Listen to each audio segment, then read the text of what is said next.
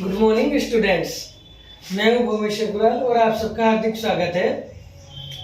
मैं आज आपके लिए लेके आया हूं class 10th biology life chapter life process का nutrition in animals, nutrition in human beings. कि हमारी ह्यूमन बीइंग्स के अंदर जो डाइजेशन है, पूरा डाइजेस्टिव सिस्टम है, ये किस तरह से काम करता है और इस पर 10th क्लास में बोर्ड के पेपर में क्या क्या क्वेश्चन आ रहे हैं और आपके PA1 में भी क्या क्या क्वेश्चन आ सकते हैं। आओ देखते हैं। ये हमारा डाइजेस्टिव सिस्टम बना हुआ है पूरा, इससे तो आप फेमिलियर होंगे इस डायग्राम से। इसे हम एलिमेंट्री कैनाल भी कहते हैं। अपने डाइजेस्टिव सिस्टम को क्या कहते हैं? Alimentary canal. ये हमारा माउथ है, फिर हमारा ये इसोफेगस है जिसे हम फूड पाइप भी कहते हैं, फिर ये हमारा स्टमक है। इधर राइट हैंड पे लीवर होता है और लीवर के ठीक नीचे एक छोटा सा बैग लाइक स्ट्रक्चर होता है जिसे हम गोल ब्लैडर कहते हैं। इसके बाद स्टमक के ठीक नीचे पैंक्रियाज होती है, ग्लैंड है, और फिर स्टमक हमारे स्मॉल इंटेस्टाइन से कनेक्टेड होता है और स्मॉल इंटेस्टाइन लार्ज इंटेस्टाइन से कनेक्टेड होती है जो कि एनस पर एंड हो जाती है। कहाँ एंड होती है? एनस पर। इस तरह से माउथ से लेकर एनस तक हमारा ये पूरा एलिमेंट्री कैनाल होता है जिसे हम डाइजेस्टिव सिस्टम कहते हैं। ठीक है, जहाँ यहाँ से हमारा फूड एंटर करता है, माउथ से हम खाना खाते हैं, बेसिकली सबको पता है, और फिर फूड पाइप यानी इसोफेगस से होते हुए स्टमक में, फिर स्मॉल इंटेस्टाइन, लार्ज इंटेस्टाइन, और फिर सारा डाइजेस्ट होकर जो एब्जॉर्ब होना होता है, न्यूट्रिएंट्स एब्जॉर्ब हो जाते हैं और बाकी रिमेनिंग एनएस से बाहर एग्जिट हो जाता है। ठीक है, अब इसका पूरा प्रोसेस थोड़ा सा देख लेते हैं हम। माउथ, सबसे पहले हम माउथ में देखते हैं। In our mouth a watery substance called saliva is secreted by salivary glands। हमारा जो माउथ होता है उसमें हमारे सैलिवारी ग्लैंड्स होते हैं। जैसे आप खाना खाते हो या आपने अपना कोई फेवरेट फूड देखा तो मुंह में पानी आने लगता है ना, तो वो क्या होता है जिसे हम हिंदी में लार कहते हैं और इंग्लिश में साइंस में उसे कहते हैं सलाइवा। That is saliva. और वो कहाँ से आ रही है? हमारे माउथ में सैलिवारी ग्लैंड्स होती हैं। ग्लैंड्स क्या होती हैं? 9th क्लास में आपने पढ़ा होगा, हमारी बॉडी में हर जगह कुछ स्पेशल सेल्स होती हैं और वो स्पेशल सेल्स क्या करती हैं? कुछ सिक्रीट करना शुरू कर देती है, कुछ सब्सटेंस को रिलीज करना शुरू कर देती है। जैसे हमारी स्किन पे पसीना आता है ना, तो ये कहाँ से आते हैं? स्वेट ग्लैंड्स है, यानी कुछ सेल्स स्वेट पसीना रिलीज कर रही है। ऐसे हमारी माउथ में होती है सैलिवारी ग्लैंड्स। वे ग्लैंड्स सलाइवा रिलीज कर रही है। ठीक है, यानी कुछ स्पेशल टाइप की सेल्स। ठीक है, अब इस सलाइवा की खास बात क्या है, इसका आखिर इतनी इंपॉर्टेंस क्या है? तो saliva contain an enzyme called salivary amylase. Saliva में क्या एंजाइम होता है जिसे हम कहते हैं सैलिवरी एमाइलेज। क्या कहते हैं? Salivary amylase, which helps in digestion of starch. ये एमाइलेज क्या करता है? स्टार्च का डाइजेशन करा देता है। जो फूड में स्टार्च होता है, हम फूड किससे लेते हैं? प्लांट्स से। और प्लांट्स किस फॉर्म में स्टोर करते हैं फूड को? स्टार्च के फॉर्म में, जैसे राइस में, पोटैटो में, गेहूं, व्हीट में। ये राइस स्टार्च होता है, तो उसे डाइजेस्ट कौन कराता है? सैलिवरी एमाइलेज, सलाइवा में। इसलिए कहते हैं खाने को थोड़ा मुंह में च्यू करो, यानी चबाओ, थोड़ी देर तक मुंह में घुमाओ और उसके बाद उसे स्वेलो करो, यानी निगलो। क्यों? क्योंकि हमारे माउथ में भी एक इंपॉर्टेंट एंजाइम है, वो है सैलिवरी एमाइलेज। ठीक है, इस पर क्वेश्चन आता है। एक क्वेश्चन आता है कि कोई एक ऐसी एक्टिविटी बताओ जिससे हमें पता लग जाए कि हाँ, हमारे फूड में सैलिवरी एमाइलेज है, हमारी सलाइवा में सैलिवरी एमाइलेज है और वो स्टार्च को डाइजेस्ट कर रहा है। क्वेश्चन पूछा गया है बोर्ड के पेपर में कि सैलिवरी एमाइलेज का रोल किसी एक एक्टिविटी के द्वारा समझाइए। ठीक है, तो हम क्या करेंगे? एक एक्टिविटी लेंगे, इसमें क्या करेंगे? Take 1 ml starch solution in 2 test tubes. हम 2 टेस्ट ट्यूब लेंगे।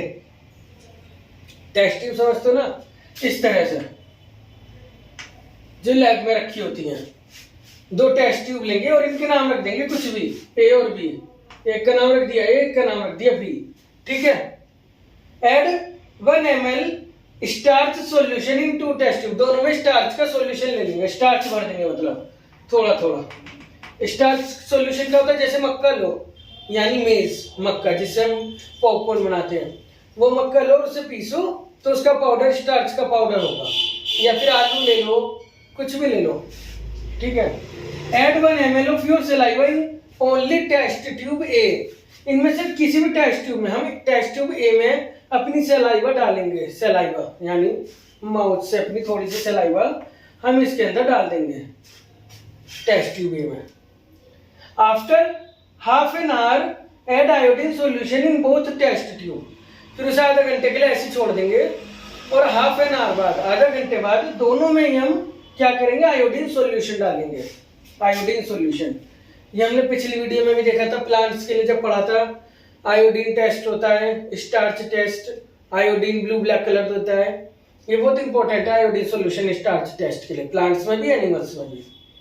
तो आयोडीन क्या होता है, अगर वो स्टार्च के साथ रिएक्शन करेगा तो ब्लू ब्लैक कलर देगा, इसलिए हम दोनों टेस्ट ट्यूब में आयोडीन डाल देंगे। ठीक है, ऑब्जर्वेशन, अगली हेडिंग बनाएंगे ऑब्जर्वेशन। एक्टिविटी को इसी तरह से लिखना होता है, the colour change to blue black only in test tube B, और हम देखते हैं कि केवल टेस्ट ट्यूब बी में ही कलर चेंज हुआ है, टेस्ट ट्यूब ए का कोई कलर चेंज नहीं हुआ। टेस्ट ट्यूब बी का जो कलर है वो थोड़ा सा ब्लू ब्लैक कलर चेंज हो गया। ठीक है, टेस्ट ट्यूब बी का कलर कैसा हो गया, ब्लू हो गया, blue black colour. Test tube B का कलर हो गया ब्लू ब्लैक, क्यों, क्योंकि उसमें हमने आयोडीन डाला था, तो उसमें स्टार्च भी था, तो वो ब्लू ब्लैक हो गया। अब कंक्लूजन क्या है कि जो टेस्ट ट्यूब ए है उसका कलर ब्लू ब्लैक नहीं हुआ, क्यों, क्योंकि उसमें हमने सलाइवा भी डाली थी और उस सलाइवा ने स्टार्च को डाइजेस्ट कराया है, उसे ब्रेक डाउन कर दिया है। The in test tube A saliva break down the starch so colour does not change. जब सलाइवा ने स्टार्च को ब्रेक डाउन कर दिया तो उसका कलर अब चेंज नहीं हो सकता, क्योंकि उसके अंदर स्टार्च है ही नहीं टेस्ट ट्यूब ए के अंदर। तो इससे क्या पता चलता है कि हमारी सलाइवा जो है स्टार्च को डाइजेस्ट करती है। ठीक है, तो ये एक एक्टिविटी है स्टार्च टेस्ट की, सलाइवा टेस्ट की। ओके, तो इस तरह से माउथ में हमारा स्टार्च डाइजेस्ट हो रहा है सेलिवरी एमाइलेज के द्वारा। ओके, अब नेक्स्ट ऑर्गन कौन सा है हमारा, एलिमेंट्री कैनाल या डाइजेस्टिव सिस्टम का, ईसोफेगस। ये ईसोफेगस जिसे हम फूड पाइप भी कहते हैं, फूड पाइप क्यों कहते हैं, क्योंकि एक पाइप जैसी स्ट्रक्चर है जो हमारे माउथ को और स्टमक को कनेक्ट कर रही है और फूड इसमें से होकर स्टमक में आ रहा है, तो इसे हम कहते हैं फूड पाइप या ईसोफेगस। अब ईसोफेगस का काम क्या है, also called food pipe, its wall contract and expand to push food into stomach। जो ईसोफेगस होता है हमारा, इसकी जो वॉल्स होती है, ये दीवारें, ये इस तरह से कॉन्ट्रैक्ट एक्सपेंड होती रहती है। तो इससे क्या होता है, जो हमारा अगर यहाँ पे कोई फूड है, जो भी हमने खाना खाया है, वो नीचे की तरफ पुश होता रहता है और स्टमक में आ जाता है,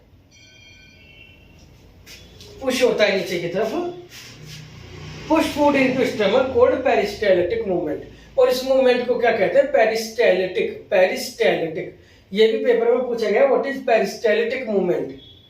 तो in the wall of oesophagus contract and expand to push food into stomach. जो ईसोफेगस की वॉल है वो कॉन्ट्रैक्ट एक्सपेंड होती है। वास्तव में हमारी जो पूरी एलिमेंट्री कैनाल है, चाहे वो स्टमक हो, स्मॉल इंटेस्टाइन हो, लार्ज इंटेस्टाइन, ये पूरा एलिमेंट्री कैनाल पेरिस्टाल्टिक मूवमेंट को शो करता है। ये पूरा इस तरह से होता रहता है, एक्सपेंड, कॉन्ट्रैक्ट, एक्सपेंड, तभी तो फूड डाइजेस्ट होता है, ब्रेक डाउन होता है और आगे बढ़ता रहता है। ठीक है, तो इसका इतना ही रोल है, बस कनेक्ट कर रही है हमारे माउथ ऑफ स्टमक को और पेरिस्टाल्टिक मूवमेंट को शो कर रही है। अब इसके बाद हमारा जो अगला ऑर्गन आता है वो है स्टमक। स्टमक कैसा है, ये जे शेप है, असल में जे आपको दिख रहा होगा ना, ये इस तरह की J shape. This is a J shape organ in the left of our body, हमारी बॉडी के लेफ्ट में होता है। ठीक है, अब स्टमक का क्या काम है, स्टमक की जो मस्कुलर वॉल होती है, यानी स्टमक की जो वॉल्स होती हैं, ये दीवारें इसकी, ठीक है, ये एक तो पेरिस्टाल्टिक मूवमेंट शो करती है, इसके अलावा ये गैस्ट्रिक जूस रिलीज करती है। कौन सा जूस, गैस्ट्रिक जूस। इसके अंदर गैस्ट्रिक ग्लैंड होती है, ठीक है, और वहीं से ये गैस्ट्रिक जूस रिलीज करती है। ठीक है, इसके अंदर क्या क्या होता है गैस्ट्रिक जूस के अंदर? एक तो होता है सबसे इंपॉर्टेंट हाइड्रोक्लोरिक एसिड। पेपर में पूछा जाता है अलग से कि हाइड्रोक्लोरिक एसिड का कोई काम बताइए। तो ये हमारा स्टमक है, इसमें ये इसकी जो मस्कुलर वॉल है पेरिस्टाल्टिक मूवमेंट शो कर रही है, और दूसरा गैस्ट्रिक ग्लैंड है इसके अंदर जो गैस्ट्रिक जूस रिलीज कर रही है। अब उस गैस्ट्रिक जूस के 3 कंपोनेंट है। पहला है HCl हाइड्रोक्लोरिक एसिड, ये केमिस्ट्री में भी पढ़ा होगा, एसिड होता है बहुत, हाँ बहुत ज्यादा स्ट्रॉन्ग एसिड है ये, अगर स्किन पे गिर जाए तो स्किन जला देता है। तो ये हमारे स्टमक में बनता है। आपने देखा भी होगा कई बार कुछ ज्यादा ही तला भुना खा लो तो पेट में एसिडिटी होने लगती है, जलन होने लगती है। क्यों? क्योंकि वो हाइड्रोक्लोरिक एसिड ज्यादा बन जाता है, उसी की वजह से फील होता है ऐसा। तो इसके क्या क्या काम है पेपर में पूछा जाता है। It kills germs that comes with food, ये फूड के साथ आने वाले जर्म्स बैक्टीरिया को भी मारता है। दूसरा जो मेन काम है, इट क्रिएट्स एसिडिक मीडियम, ये एसिड है तो एसिडिक मीडियम बना रहा है, और उससे फायदा क्या हो रहा है? For protein digestive enzyme pepsin, हमारे स्टमक में एक एंजाइम वो रिलीज हो रहा है जिसे हम पेप्सिन कहते हैं। क्या कहते हैं? पेप्सिन। उसको एक्टिवेट कराने के लिए जरूरी है कि आसपास एसिडिक मीडियम हो। तो वो एसिडिक मीडियम कौन बना रहा है? HCl hydrochloric acid. अगर ये नहीं होगा तो पेप्सिन एक्टिवेट नहीं हो पाएगा और प्रोटीन डाइजेस्ट नहीं हो पाएगा। ऐसे भी पूछा जाता है कि अगर मान लिया HCl ना हो तो क्या फर्क पड़ेगा? तो फिर एसिडिक मीडियम नहीं होगा और पेप्सिन एक्टिवेट नहीं होगा तो प्रोटीन डाइजेस्ट नहीं हो पाएगा। तो इसका काम है पेप्सिन को एक्टिवेट करना एसिडिक मीडियम प्रोवाइड कराकर, और दूसरा जर्म्स को मारना। दूसरा जो कंपोनेंट है हमारे गैस्ट्रिक जूस का वो है पेप्सिन एंजाइम, जो ये जिसे जो HCl एक्टिवेट कर रहा है। तो अगर इसका काम पूछे तो लिख देना सिक्रेटेड बाय स्टमक, स्टमक में सिक्रेट हो रहा है, and helps in digestion of protein, और प्रोटीन को डाइजेस्ट करा रहा है। किसको डाइजेस्ट करा रहा है? प्रोटीन को। पी से पेप्सिन, पी से प्रोटीन, और आवाज से भी देखो पेप्सिन प्रोटीन एक सा लग रहा है। ठीक है। अगला जो कंपोनेंट है वो म्यूकस है। अभी हमने कहा कि जो HCl एसिड होता है स्किन को जला देता है, तो फिर हमारा स्टमक भी तो जल सकता है जब स्टमक में रिलीज हो रहा है। तो इसलिए स्टमक को बचाने के लिए साथ में एक और कंपोनेंट रिलीज होता है जिसे हम कहते हैं म्यूकस। एक और फ्लूइड रिलीज होता है जिसे हम कहते हैं म्यूकस। क्या कहते हैं? म्यूकस। प्रोटेक्ट, इसका क्या काम है? Protect the inner lining of stomach from HCl। ये जो स्टमक है हमारा, इसकी जो अंदर वाली लाइनिंग है, ये अंदर से इसकी जो वॉल्स हैं उसको HCl हाइड्रोक्लोरिक एसिड से बचा रहा है, हाइड्रोक्लोरिक एसिड के स्ट्रॉन्ग हार्मफुल इफेक्ट से बचा रहा है। म्यूकस ही वही म्यूकस है जैसे हमारी नोज में भी होता है, हमारे ईयर्स में भी होता है। ठीक है, ऐसे ही म्यूकस हमारे स्टमक में भी रिलीज होता है, और ये हमारे स्टमक की मस्कुलर वॉल को बचाता है HCl से, हाइड्रोक्लोरिक एसिड से। ठीक है, तो इस तरह से स्टमक में ये सब काम होता है। ये 3 है इसके कंपोनेंट है गैस्ट्रिक जूस के, पूछे जाते हैं, बहुत इंपॉर्टेंट है।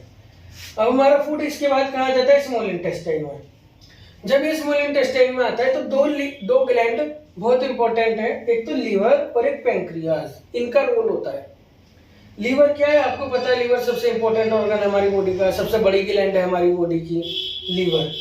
लीवर तो आपने सुना भी होगा लीवर का कितना ज्यादा काम है फूड डाइजेशन में, हेल्थ में। तो लीवर क्या है? जूस सिक्रेट करता है जिसे हम कहते हैं बाइल जूस। क्या कहते हैं? Bile juice. और इसके नीचे छोटा सा बैग लाइक स्ट्रक्चर दिख रहा है, इसे कहते हैं गोल ब्लैडर। क्या कहते हैं? Gall bladder. GALL गोल, BLADDER ब्लैडर, गोल ब्लैडर। तो ये गोल ब्लैडर में स्टोर होता रहता है बाइल जूस धीरे धीरे इसके अंदर यहाँ पे। और जब हम खाना खाते हैं हमारा फूड स्मॉल इंटेस्टाइन में आता है, तो जब इसकी जरूरत होती है तो ये गोल ब्लैडर से स्मॉल इंटेस्टाइन में बाइल डक्ट, ये डक्ट जा रही है, बाइल डक्ट कहते हैं इसे, बाइल डक्ट। डक्ट मतलब नली, बाइल मतलब बाइल जूस को ले जाने वाली बाइल डक्ट, ये बाइल डक्ट। इसके थ्रू स्मॉल इंटेस्टाइन में पहुंच जाता है। अब पेपर में क्वेश्चन यही आता है कि बाइल जूस कौन सिक्रीट कर रहा है, तो याद रखना लीवर सिक्रीट कर रहा है, और स्टोर कहाँ हो रहा है? गोल ब्लैडर में हो रहा है। अच्छा क्वेश्चन ये आता है कि बाइल जूस में कोई एंजाइम नहीं होता, जैसे हमारी सलाइवा में था सैलिवरी अमाइलेज, हमारे स्टमक में था पेप्सिन, लेकिन बाइल जूस में कोई एंजाइम नहीं होता। फिर इसकी इतनी इंपॉर्टेंस क्यों है? क्योंकि इसके काम बहुत इंपॉर्टेंट है। क्या काम है? पहले तो यही कि bile juice makes acidic food of stomach alkaline. जो फूड हमारे स्टमक से आ रहा है वो एसिडिक है ना, हाइड्रोक्लोरिक एसिड की वजह से, उसे एल्कलाइन बनाना यानी उसकी एसिडिटी को न्यूट्रलाइज करना, उसे एसिडिक इफेक्ट खत्म करना, ये बाइल जूस का काम है। जिनके कभी कभी गॉल ब्लैडर में स्टोन हो जाते हैं, ये निकाल दी जाती है अगर सर्जरी से, तो फिर अलग से कुछ एंटासिड पीने पड़ते हैं इसलिए उन्हें, क्योंकि उनके पास बाइल जूस गॉल ब्लैडर नहीं होता, तो कभी कभी उन्हें एंटासिड लेना पड़ता है। ठीक है, तो ये बाइल जूस एसिडिक फूड को एल्कलाइन बना रही है, उसके एसिडिक इफेक्ट को खत्म कर रही है। और दूसरा, it helps in emulsification of fat. Fat के इमल्सिफिकेशन में बहुत हेल्प करता है। इमल्सिफिकेशन क्या होता है, अब ये देखो, जैसे मान ली हमारी बॉडी में फैट के ग्लोब्यूल्स हैं बहुत बड़े बड़े, ऐसे ये फैट के बड़े बड़े मॉलिक्यूल्स हैं। फैट समझते हो ना, जैसे घी, ऑयल एटसेट्रा, ये सब, तो इन्हें तोड़ देता है, इस तरह से ब्रेक डाउन कर देता है और छोटे छोटे में फैट ग्लोब्यूल्स में तोड़ देता है, छोटे छोटे फैट ग्लोब्यूल्स में। अब क्या होगा, अब इन्हें डाइजेस्ट करना आसान हो जाएगा बॉडी के लिए, इन्हें एब्जॉर्ब करना आसान हो जाएगा, इन पे एंजाइम आसानी से काम कर पाएंगे। इतने बड़े बड़े को डाइजेस्ट एंजाइम नहीं कर पाते, एंजाइम इतने बड़े बड़ों पे काम नहीं कर पाते, इतने बड़े फैट ग्लोब्यूल्स में। तो छोटे फैट ग्लोब्यूल्स में और फैटी एसिड में इन्हें तोड़ देता है कौन, बाइल जूस। इसे कहते हैं emulsification, break down fat into smaller globules. छोटे ग्लोब्यूल्स मतलब छोटे पार्टिकल्स में तोड़ देता है फैट्स को। ठीक है, तो इसलिए इसका इंपॉर्टेंस बहुत ज्यादा है फैट्स के डाइजेशन के लिए। अब इसके बाद यहाँ पे एक पैंक्रियाज ग्लैंड है, ये रही, इससे पैंक्रिएटिक जूस रिलीज होता है और इसमें दो एंजाइम होते हैं, वैसे तो और भी एंजाइम होते हैं पर एनसीईआरटी में दो बताए गए हैं, ट्रिप्सिन और लाइपेज। कौन कौन से, ट्रिप्सिन, लाइपेज। ट्रिप्सिन नाम से पता लग रहा है, trypsin protein, trypsin protein, trypsin protein. तो अगेन ट्रिप्सिन प्रोटीन को डाइजेस्ट करता है, तो पेपर में पूछा गया है तो लिख देना, it digest protein into amino acid. Protein को तोड़ के क्या बना रहा है, एमिनो एसिड। जैसे कार्बोहाइड्रेट है, स्टार्च है, इसे तोड़ के क्या बनेगा, ग्लूकोज। ऐसे प्रोटीन को तोड़ के क्या बनेगा, एमिनो एसिड। और फैट को तोड़कर क्या बन रहा था, फैटी ग्लोब्यूल्स और फैटी एसिड। ठीक है, तो ये प्रोटीन को तोड़ के एमिनो एसिड बना रहा है, ट्रिप्सिन। और लाइपेज, लाइपेज हमारी इमल्सिफाइड फैट को तोड़ रहा है। ये जो इमल्सिफाइड फैट है ना, जिसे बाइल जूस ने तोड़ा है, इसको और तोड़ रहा है और ब्रेक डाउन कर रहा है, जिससे ही ब्लड में एब्जॉर्ब हो जाए और फिर पूरी बॉडी में पहुंच जाए।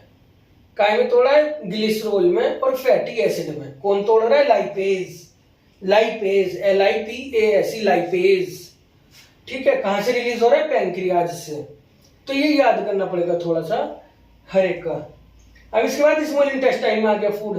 अब स्मॉल इंटेस्टाइन में क्या होता है, अगर हम स्मॉल इंटेस्टाइन की वॉल को अंदर से लार्ज कर देखेंगे, इस तरह से इनलार्ज कर, तो इसमें कुछ ऐसे फिंगर लाइक स्ट्रक्चर दिखाई देंगे, इस तरह से। ठीक है, इस तरह से फिंगर लाइक स्ट्रक्चर इसमें दिखाई देंगे, फिंगर लाइक ऐसे ऐसे ऐसे ऐसे ऐसे, जैसे हमने यहाँ पे भी बनाया हुआ finger like structure. Finger like structure दिखाई देंगे स्मॉल इंटेस्टाइन की दीवार के अंदर, वॉल के अंदर। तो इससे क्या होता है, जैसे हमने फूड टाइप, अब फूड बहुत ज्यादा पार्टिकल्स में टूट चुका है। अब मैं मान लिया फूड को एक लाइन पे चिपकाने लगूं यहाँ पे, तो यहाँ थोड़ा ही फूड आएगा। ठीक है, लेकिन अगर मैं इस तरह से बना दूं तो फूड ज्यादा आ जाएगा ना, यहाँ पे, यहाँ पे भी, यहाँ पे भी, यहाँ पे भी, यहाँ पे भी, यहाँ पे भी, यहाँ पे भी, यहाँ पे भी, यहाँ पे भी, यहाँ पे भी, यहाँ पे भी, और वो सारा फूड हमारे यहाँ से ब्लड में एब्जॉर्ब हो जाएगा इस तरह से। क्योंकि यहाँ पे बहुत ज्यादा ब्लड वेसल्स भी होती हैं। क्या होती हैं, बहुत ज्यादा ब्लड वेसल्स, जो यही क्या करने आई है, ब्लड में फूड के न्यूट्रिएंट्स लेने के लिए आई है। तो ये क्या करता है, सरफेस एरिया बढ़ा देता है, इसे कहते हैं इंक्रीज ऑफ सरफेस एरिया। काहे का, फूड एब्जॉर्प्शन का सरफेस एरिया बढ़ा देता है ये। तो स्मॉल इंटेस्टाइन में क्या है, it has numerous finger like projection called villi. इन प्रोजेक्शन को क्या कहते हैं, विलाए, VILLI, विलाए, VILLI, विलाए। ठीक है, ये विलाए क्या करते हैं, villi increase surface area for absorption of digested food. जो फूड डाइजेस्ट हो गया है उसके एब्जॉर्प्शन का सरफेस एरिया बढ़ा रहे हैं। उसके एब्जॉर्प्शन के लिए, और इसमें पहले से ब्लड वेसल बहुत ज्यादा है, तो ज्यादा से ज्यादा फूड हमारे ब्लड में चला जाएगा। ठीक है, इस तरह से सरफेस एरिया बढ़ा रहे हैं। तो ये स्मॉल इंटेस्टाइन का बहुत इंपॉर्टेंट काम है, पेपर में आता है, बिलाई का काम बहुत जरूरी है। अब एक क्वेश्चन ही आता है जो हर्बीवोरस होते हैं, हर्बीवोरस समझते हो ना, जैसे काव है, डियर है, गोट है, घास फूस जो खाते हैं, ग्रासेस को खाने वाले, गाय, भैंस, बकरी या ये सब हिंदी में कहें तो इनकी जो स्मॉल इंटेस्टाइन होती है थोड़ी एक्स्ट्रा लॉन्गर होती है। वैसे तो ये बहुत ज्यादा लॉन्ग है, कोइल्ड पड़ी होती है, पता ही होगी, सबसे लंबा पार्ट है एलिमेंट्री कैनाल का, लेकिन इनके कुछ और एक्स्ट्रा लॉन्ग होती है। क्यों? क्योंकि जो ग्रासेस खाते हैं, आपको पता है कि प्लांट्स की सेल के चारों तरफ सेल वॉल होती है सेलुलोज की, तो सेलुलोज को डाइजेस्ट कराने के लिए एक्स्ट्रा वर्क करना पड़ता है, और उसके लिए कुछ एक्स्ट्रा बैक्टीरिया भी होते हैं। तो इनकी स्मॉल इंटेस्टाइन कुछ लॉन्गर होती है, और उसमें सेलुलोज का डाइजेशन इजीली हो जाता है। उसमें लॉन्गर स्मॉल इंटेस्टाइन में सेलुलोज को डाइजेस्ट कराना होता है, तो उनकी इंटेस्टाइन लॉन्गर होती है। तो यही लिखा गया है, herbivores have longer small intestine to digest cellulose while carnivores not have. Carnivores पे नहीं होती, उन पे तो स्मॉलर होती है। कार्निवोरस जैसे टाइगर हो गया, लॉयन हो गया, क्यों? क्योंकि उन्हें घास फूस तो खाना नहीं है, सेलुलोज तो डाइजेस्ट करना नहीं है, वो तो दूसरे ही एनिमल्स को खाते हैं। ठीक है, तो उनकी स्मॉल इंटेस्टाइन कुछ स्मॉलर होती है, लेकिन हर्बीवोरस की लॉन्गर होती है। तो पेपर में बार बार पूछा जाता है कि हर्बीवोरस की स्मॉल इंटेस्टाइन लॉन्गर होती है, क्यों? क्योंकि they have to digest cellulose, और सेलुलोज को डाइजेस्ट कराना थोड़ा हार्ड होता है। ठीक है, अब इसके बाद फूड लार्ज इंटेस्टाइन में आ जाता है। लार्ज इंटेस्टाइन में जो फूड बचा हुआ आया ही अनडाइजेस्टेड है, और इसमें से यहाँ पे केवल वाटर एब्जॉर्ब होता है, only water absorb. Water absorption केवल लार्ज इंटेस्टाइन में इतना काम हो रहा है। इसके बाद एनएस पे आ जाता है, और एनएस से हम फूड का एग्जिट कर रिमेनिंग अनडाइजेस्टेड फूड यानी फीसिस, इसे क्या कहते हैं? फीसिस, FAECS, फीसिस को यहाँ से बाहर निकाल देते, तो आपको सबको पता ही है। ठीक है, यहाँ पे एक एनल स्फिंक्टर होता है। एनल स्फिंक्टर क्या होता है एनएस के पास? यहाँ anal sphincter, anal sphincter. Anal sphincter का क्या काम है? कि जो फूड एग्जिट कराना है इसको कंट्रोल करना, मतलब जो फीसेस एग्जिट कराना है इसको कंट्रोल करना। कब कराना है? यहाँ पे एक वोल्व की तरह, ये एक वोल्व की तरह। ठीक है, तो एनल स्फिंक्टर का काम पूछा गया है, control exit of waste material, waste food, undigested food और फीसेस, इनके एग्जिट को कंट्रोल करना। Control exit of waste material और फीसेस और अनडाइजेस्टेड फूड फ्रॉम बॉडी। ठीक है, इस तरह से हमारे ये पूरा एलिमेंट्री कैनाल डाइजेस्टिव सिस्टम था। इस पे बनने वाले ये सभी क्वेश्चंस मैं आपके लिए लेके आया हूँ। ये पूरा टॉपिक एक बार फिर देख लेते हैं। माउथ में सैलिवरी ग्लैंड्स हैं जो सैलाइवा सिक्रेट कर रही हैं, जिसमें सैलिवरी एमाइलेज है जो स्टार्च को डाइजेस्ट कर रहा है। स्टार्च डाइजेस्ट की एक्टिविटी क्या है? दो टेस्ट ट्यूब लो, दोनों में स्टार्च सॉल्यूशन डालो, उसके बाद एक में अपनी सैलाइवा डाल दो और दूसरी टेस्ट ट्यूब में मत डालो। थोड़ी देर, आधा एक घंटे बाद उनमें थोड़ा सा आयोडीन सॉल्यूशन डाल दो, और फिर ऑब्जर्वेशन आप करोगे कि किसी एक का कलर जिसमें आपने सलाइवा नहीं डाली ब्लू ब्लैक हो गया है, जिसमें सलाइवा डाली है उसका ब्लू ब्लैक नहीं हुआ है, उसमें कोई चेंज नहीं हुआ। तो इसका कंक्लूजन ये है कि जिसमें सलाइवा डाली थी उसमें स्टार्च डाइजेस्ट हो गया है, ब्रेक डाउन हो गया है, इसलिए वो ब्लू ब्लैक नहीं हुआ। जिसमें नहीं डाली उसका स्टार्च ऐसी है, और स्टार्च आयोडीन स्टार्च के साथ ब्लू ब्लैक कलर देता है, तो उसमें ब्लू ब्लैक कलर आया है। इसके बाद इसोफेगस में आ जाता है फूड, जिसे हम फूड पाइप कहते हैं, और यहाँ से peristaltic movement, contraction expansion, contraction expansion से फूड स्टमक में पहुंच जाता है पुश होते हुए।